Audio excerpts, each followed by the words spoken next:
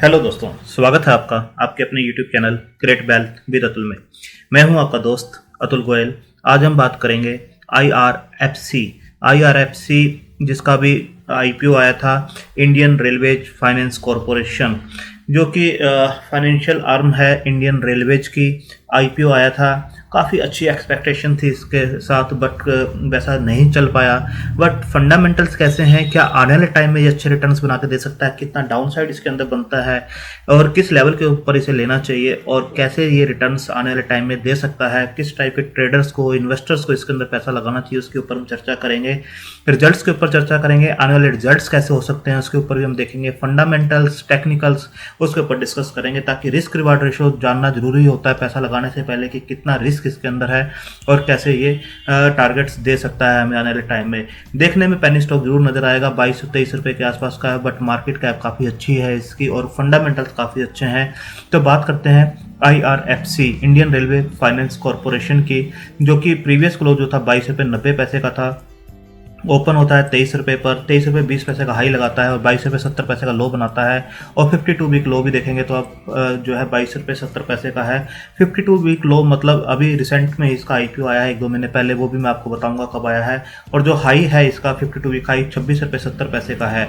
तो आप देख सकते हैं जो इसका आईपीओ आया था, जो आईपीओ ओपन हुआ था 18 जनवरी को हुआ था।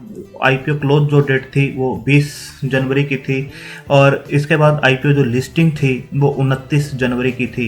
यानी आप देख सकते हैं फरवरी पूरा मंथ गया है, मार्च पूरा गया है और उसके बाद अप्रैल में हम हैं, तो 2-2.5 महीने से एक रेंज के अंदर ही कंसोलिडेट होता हुआ नजर आ रहा है।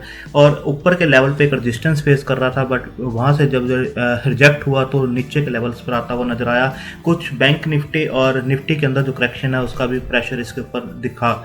इसके बाद देखेंगे जो आईपीओ का प्राइस था वो 26 रुपये पर था एनएससी और बीएससी के ऊपर।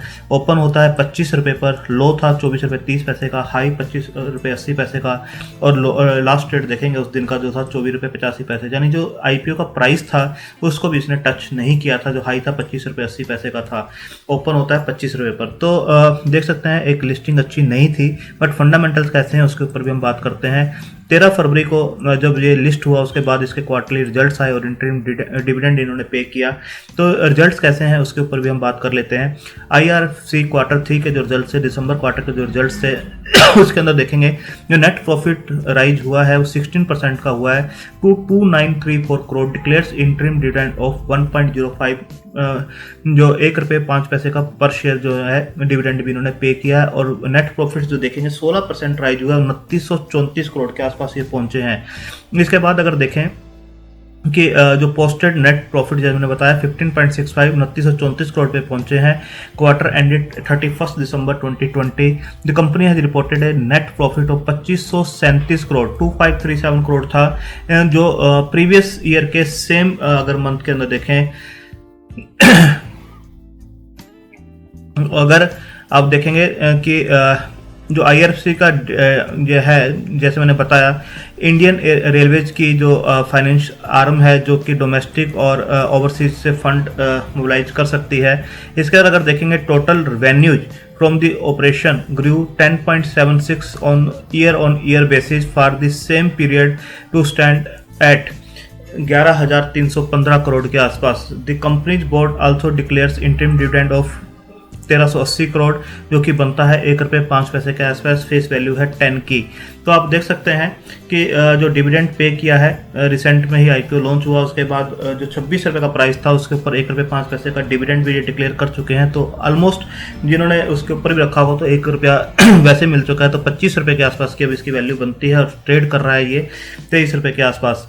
तो आप देख सकते हैं annual disbursement IRFC grew more than 10 fold to Indian Railway from 11,000 crore in FY15 to 1.13 lakh crore mandate for FY21। तो देख सकते हैं अच्छी ग्रोथ है। और AUM एसेट अंडर मैनेजमेंट भी आप देखेंगे to cross 3.75 trillion at the end of current fiscal. तो आप देख सकते हैं यहाँ पर भी अच्छी जो है CAGR जो है 30% के आसपास का है लास्ट 5 ईयर्स। अगर हम देखें जो मार्केट कैप है 29,796 करोड़ का है। शेयर प्राइस जरूर आपको 22-23 रुपये के आसपास का नजर आएगा, पर मार्केट कैप अच्छा है और यहाँ से स्टॉक का जो मार्केट कैप है काफ़ी ऊपर जाने का भी दमखम रखता है। काफ़ी अच्छे फंडामेंटल्स हैं। रिजल्ट्स अभी हम देखेंगे तो और भी आपको चीज़ें क्लियर होंगी। ROC 5.93% की है, ROE 13.2% की है। बुक वैल्यू देखेंगे 23.7 की है, 22.8 पे काम कर रहा है। तो प्राइस टू बुक वैल्यू भी देखेंगे तो 0.96 है, यानी अपनी बुक वैल्यू से 4% के आसपास नीचे मिलता हुआ नजर आ रहा है। अगर आप देखेंगे इंडस्ट्री पी 5.50 की है और स्टॉक की पी 8.07 की है, तो ये यहाँ से भी आपको कॉस्टली नजर नहीं आएगा। डिविडेंड यील्ड देखेंगे तो 4.60% का काफ़ी अट्रैक्टिव डिविडेंड यील्ड है इसका। और जैसे मैंने बताया हाई जो है 26.7 और लो 22.7 का एक रेंज के अंदर ये स्टॉक जो है बना हुआ है। अगर हम देखें रिजल्ट्स के ऊपर जो जैसे इन्होंने रिजल्ट्स दिए थे, आप देख सकते हैं सेल्स अच्छी ग्रो हो रही है, चाहे ईयर ऑन ईयर हो चाहे क्वार्टर ऑन क्वार्टर हो। OPM परसेंटेज 100% के आसपास है तीनों क्वार्टर में। ऑपरेटिंग प्रॉफिट देखेंगे तो 3925, उससे पहले 3695 था और लास्ट ईयर में देखेंगे 3633 के आसपास था। नेट प्रॉफिट्स भी देखेंगे तो 1047 करोड़ के आसपास का है। पिछले क्वार्टर में 995 था और लास्ट ईयर सेम क्वार्टर में 907 करोड़ के आसपास का था। तो आप देखेंगे एक अच्छी ग्रोथ है इसके अंदर। अगर ईयर ऑन ईयर भी अगर देखें 2016 से आप देखेंगे 7560 की जो सेल्स थी वो 13,838 के आसपास की है। अगर OPM परसेंटेज देखेंगे तो 99%, अब 100% के आसपास पिछले कई सालों से चल रहे हैं। ऑपरेटिंग प्रॉफिट जो थे 7468 करोड़ से 13,773 के आसपास हैं। एक्सपेंसेस देखेंगे तो बहुत ही कम एक्सपेंसेस इनके हैं यहाँ पर। नेट प्रॉफिट्स 849 करोड़ के आसपास जो होते थे वो 3692 करोड़ के आसपास हैं। और आप देखेंगे हर क्वार्टर के अंदर ये बढ़ते हुए, हर ईयर के अंदर बढ़ते हुए नजर आएंगे। 849, 2017 में 934, देन 2055, 2255 और 3692। तो आप देख सकते हैं एक अच्छे जो है इस टाइप की जो कंपनीज होती हैं काफ़ी अच्छा जो है ग्रोथ दिखाती है आने टाइम में जब रिजल्ट्स इस टाइप के पेश होते हैं। तो आप देखेंगे जो कंपाउंडेड सेल्स ग्रोथ है 3 ईयर्स की 15% के आसपास है और कंपाउंडेड प्रॉफिट ग्रोथ देखेंगे तो 58% के आसपास का है। तो काफ़ी अच्छा जो आपको यहाँ से फंडामेंटल्स इसके दिखाई देंगे। अगर हम देखें Indian Railway Finance Corporation mop up rupees 1375 crore 1375 crore from domestic market through 20 years bond at 6.8%। ये कॉन्फिडेंस है वो दिखाता है किस टाइप से इन्होंने ये चीज़ की है। तो आप देख सकते हैं finance 1375 crore through insurance of domestic bonds. The fund has been raised at 6.8% coupon rate with 20 years maturity which is about 18 basis point lower than the benchmark. This is one of the rare occasions when a top-rated government issuer has priced the solvency curve in the domestic market with such a huge margin. This shows the confidence respond by the large debt in investor. जो इसके अंदर है काफ़ी अच्छा ये जो बताया गया है, अच्छा रिस्पॉन्स इसको मिला है। और जो 20 ईयर्स का जो कूपन रेट है 6.8 के आसपास का वो काफ़ी अच्छा इनको वो मिला और 1375 करोड़ रुपए इन्होंने वहाँ से रेज किए हैं। इसके बाद अगर हम चार्ट्स के ऊपर देखें, ये 3 आवर्स का चार्ट मैंने इसके ऊपर लगा रखा है। 3 आवर्स के चार्ट के ऊपर अगर देखें तो ये जो स्टॉक था पहले 26 के आसपास यहाँ पर जो है एक रेजिस्टेंस फेस कर रहा था। आप देख सकते हैं अगर यहाँ पर मैं एक हॉरिजॉन्टल लाइन ड्रॉ करूँ तो आपको क्लियर दिखाई देगा। यहाँ पर जो है 26.2 तक ये शेयर गया, अगेन नीचे आया, फिर ये 26.2 तक गया बट यहाँ से फिर रिजेक्ट हुआ, फिर नीचे स्टॉक आया, यहाँ पर देखेंगे फिर 26.65 तक गया बट क्लोजिंग नीचे ही हुई। नेक्स्ट कैंडल फिर देखेंगे 26.3 तक गया। तो यहाँ पर 26 को इसने ब्रीच करने की काफ़ी बार ट्राई की बट ब्रीच नहीं कर पाया। नीचे के लेवल जो बन रहे थे इसके उस टाइम पर जो थे 24.5 के आसपास के बन रहे थे, बट जैसे ही इसने यहाँ पर कई बार सपोर्ट लिया, आप देख सकते हैं काफ़ी कैंडल्स जो थी 24.5 के आसपास की हैं। यहाँ पर भी देखेंगे यहाँ सपोर्ट लिया, अगेन ऊपर गया, जब नीचे आया तो 24.5 के आसपास का सपोर्ट इसने लिया है।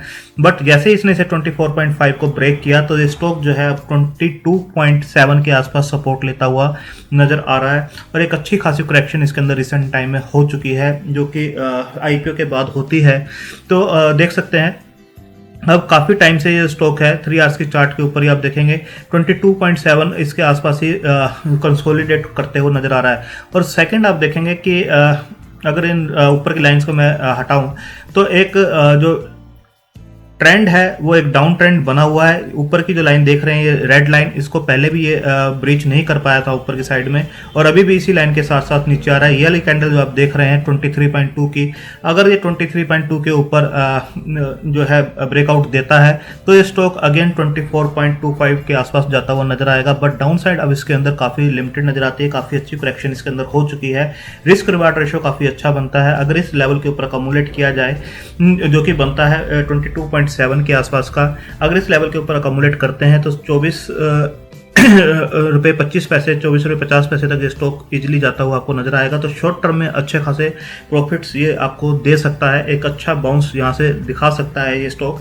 और अगर इसे आप लॉन्ग टर्म के लिए भी रखते हैं तो भी ये आपको यहाँ से ऑलमोस्ट, अगर आप साल या 1.5 साल का टाइम देते हैं, 4 से 6 क्वार्टर का टाइम देते हैं, तो ये स्टॉक आपको डबल होते हुए भी नज़र आ सकता है।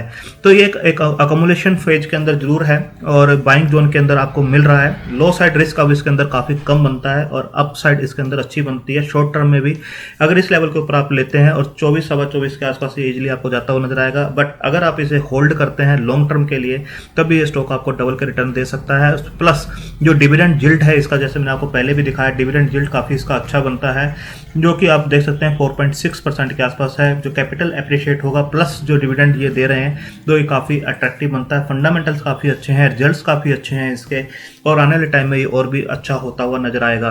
तो रिस्क रिवार्ड रेशो के हिसाब से और एक बाइंग जोन के अंदर आपको ये दिखाई दे रहा है, तो आप इसे कंसिडर कर सकते हैं। अपने फाइनेंशियल एडवाइजर से डिस्कस करके अपनी होल्डिंग कैपेसिटी और रिस्क टेकिंग कैपेसिटी के हिसाब से आप इसे ले सकते हैं। रिस्क रिवार्ड रेशो काफ़ी अच्छा बनता है, आने वाले टाइम में रिजल्ट्स अच्छे आएंगे और यहाँ से ये बाउंस बैक अच्छा कर सकता है और नियर टर्म में अच्छे रिवार्ड्स आपको दे सकता है। थैंक यू, धन्यवाद।